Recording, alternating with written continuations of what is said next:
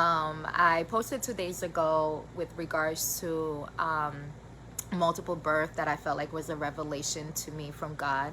And I was so appreciative about that because it just allowed me to be prepared for something miraculous to happen. Anytime that you're ready to finally give birth to something that you've been waiting for so long, especially us women who's on here, any one of us that have had children, you can understand the excitement that comes when you're like, I can finally give birth and see this child that you've been basically cooking up in your belly and waiting for to see the result of it. And we already know it's just going to be a full-blown baby that has all the components for it to eventually become its own person, human, and everything. So today I wanted to talk about the sacrifice, and it came to my spirit because yesterday I went to a wedding, and I didn't get a chance to post, but I went through something that I made a decision for myself that I felt was very, very heavy. So today, after having this heaviness on my heart, making the decision that I came down to, I realized God was showing me something, and I feel it in my spirit, and probably some of you are feeling like that too. So what I was feeling is that in the Bible, when Abraham had his only son, you know, they waited so long to get that boy, you know what I mean? And after he gave birth and the boy became, you know, old enough, I think he, you know, he was still like middle school age, I would believe. And God asked them to sacrifice the child to him. And because Abraham knew the voice of God, he didn't think it could have been the enemy, because most of us would have been like, no, that's the devil. The devil clearly asked me to do this. But it wasn't the enemy. He has been following God with every of the commands, and the promises that was promised unto him came to fruition. And this was another like heavy, not just heavy, but clearly he heard it, and he was like, okay. He went to sacrifice his son. But guys, if you read the story, and if you haven't, I highly recommend that you do. In there, one of the things he said, when the boy asked, where are we going? And he said, to make a sacrifice. And he said, to sacrifice what? He said, to sacrifice, well, God is going to provide the lamb. God is going to provide the lamb. But he still went ahead to go sacrifice his little boy. And he went with the boy up to the mountains, tied him up and everything, got the knife. Boy did not fight him. He laid there, and nor did he hesitate. I'm sure he took his time, as any parent would.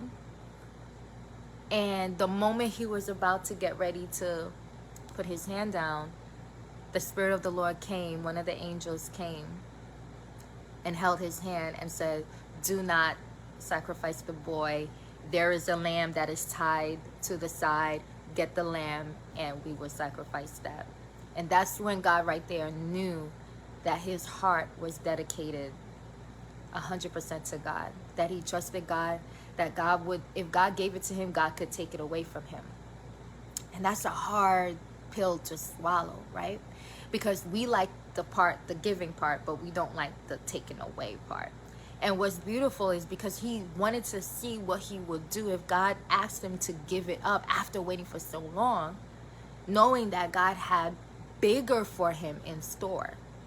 And that's usually the exchanges that God does. We don't always see the full magnitude or the big picture that God himself sees for us. We only see where we are and where we're not. And that can create some hesitation, lack of faith, fear. I mean, you could just go down the list. And so for him doing that, he ended up through that child, well, through his seeds, he was able to build multiple nations, right? He could, God said, look at the sky and count the stars. Look at the sand on the beach. Can you count them? He was like, these will be the number of your children.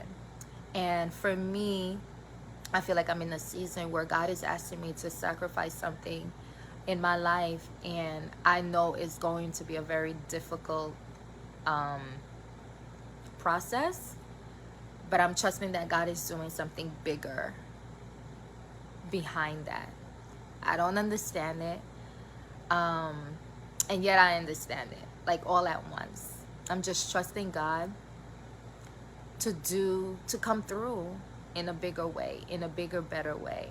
And so I'm praying the same for you guys who are somewhere, whether you probably lost a child, or you lost a job that you really needed, or you lost a loved one, someone very close to you, or you lost, or you got divorced, or you got broken up with a good friend, like whatever that is in your life that really had a huge statement, and to see the departation of it can really feel like you're left to fend for yourself. You're left to try to figure out, what do I do from here, Lord?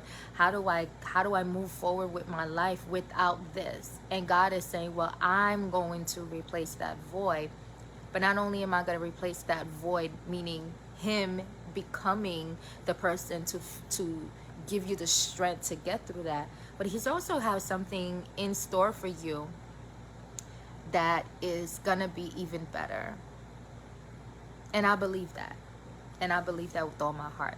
So I just wanted to share that with you guys. And I hope that it encouraged you to just, in the unknowing, in the time when you just like, listen, Lord, I have no idea. My heart is tearing apart right now. I don't know how I'm going to do this if you're not just persistent, or there with me every step of the way. But I'm trusting you. I let it go. And I'm just going to keep moving forward the best way I know how. And I pray that he continue to guide me every step of the journey. So I'm asking the same for you right now, wherever you may be, wherever situation that you may be going through. I ask God to give you the strength as well, so that you can carry